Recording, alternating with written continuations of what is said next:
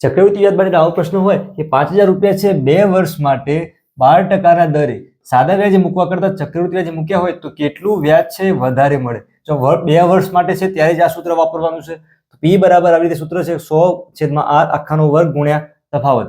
P બરાબર 5000 થાય છે, લખી દો 5000 બરાબર 100 ના 100 છેદની અંદર r એટલે વ્યાજનો દર કેટલો છે 12 છે, અહીંયા લખી દો 12 વર્ગ કરવાનો છે ગુણ્યા થશે તફાવત. હવે આ જે સંખ્યા છે ને આપણે મોકલીએ સામે તો 5000 તો છે જ ત્યાં, ગુણાકાર 12 છેદમાં છે અંશમાં જશે તો 12 ગુણ્યા 12 આખાનો વર્ગ છે એટલા માટે છેદની અંદર 100 ગુણ્યા 100. હવે જો 2 0 કટ થાય છે, 1 0 અહીંયા કટ થાય, 5 ગુણ્યા 2 10, 2 6 12, 6 ગુણ્યા 12 કરીએ એટલે કેટલા મળે છે 72. તો 72 રૂપિયા શું થયું?